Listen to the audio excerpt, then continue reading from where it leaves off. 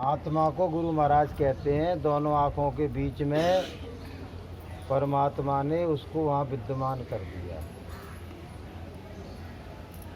लेकिन हम गलती क्या करते हैं, पूरी ज़िंदगी अपने आप को शरीर मान के जिंदा रहते हैं।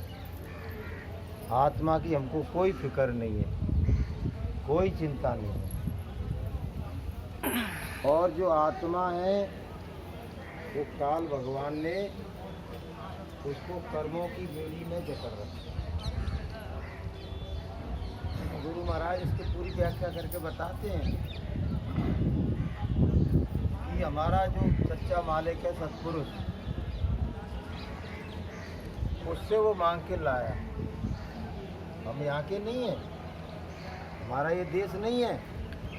कभी साहब ने कहा हम तो अगम देश के वासी और तीन लोक से न्यारा साधु, जीना देश हमारा साधु, ना देश हमारा। हम तो अगम देश के वासी और तीन लोक से न्यारा साधु, जीना देश हमारा। तो हमारा ये देश नहीं। गुरु महाराज बताते हैं कि स्वर्ग वैकुंठ भी हमारा देश नहीं है। शक्ति धाम यहाँ की ब्रह्मा विष्णु महादेव की माँ का जो धाम है वो भी हमारा देश नहीं। और ईश्वर का लोक भी मेरा देश नहीं है। ब्रह्म का लोक भी हमारा देश नहीं है। पार ब्रह्म का लोक भी हमारा देश नहीं। तो कहाँ है? तो संत कहते हैं हमारा देश है सतलोक, सचखंड। और उसमें उर्दू में कहा गया उसको मुकामे हक, और नानक जी ने उसको कहा सचखंड, और गुरुदेव क्या कहते हैं उसको सतलोक। वो हमारा देश है। वहाँ से हम यहाँ आए हुए, इतने देशों को पार करके यहाँ हमको लाया गया। और यहाँ लाके काल भगवान ने उसको हमको आत्माओं को फंसा लिया। काय में? कर्मों की बेड़ी में।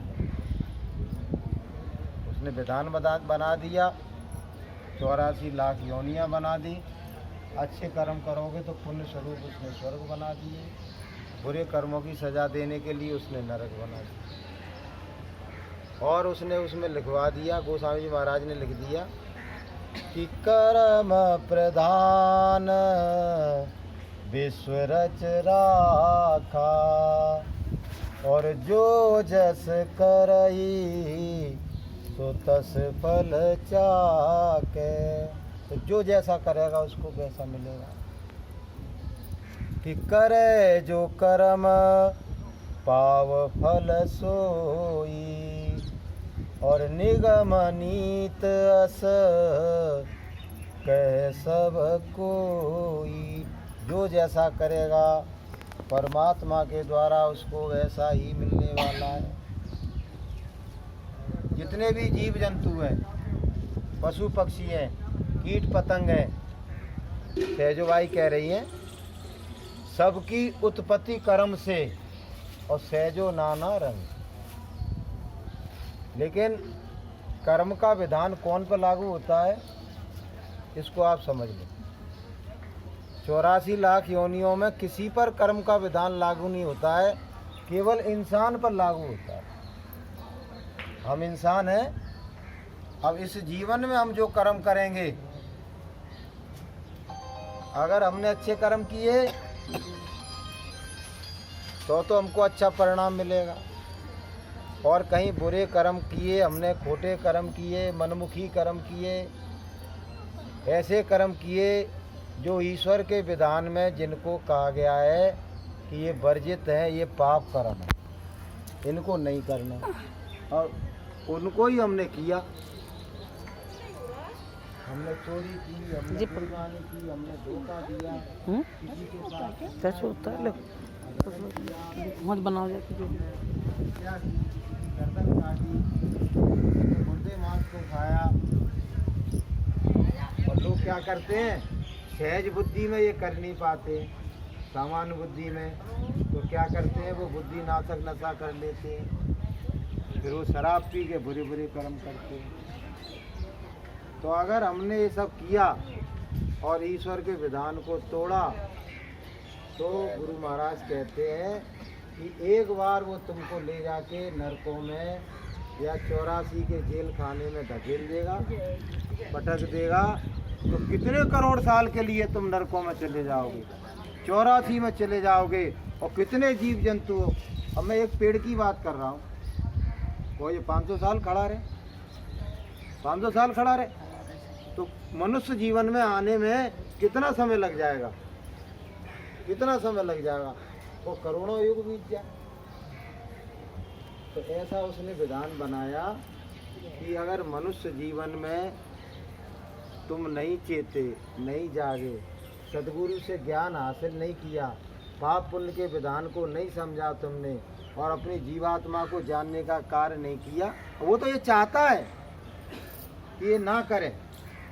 जिसने हमको फंसाया है वो ये चाहता है कि बस इसको जो जीवन 50 साल का 60 साल का मिला है ये बुरे काम करे, जिससे मेरे बंधन में बना, जिससे मैं इसको अपने 84 के जेल खाने में इसको मैं घुमाता रहूं और इस जीवात्मा को मैं सजा देता रहूं।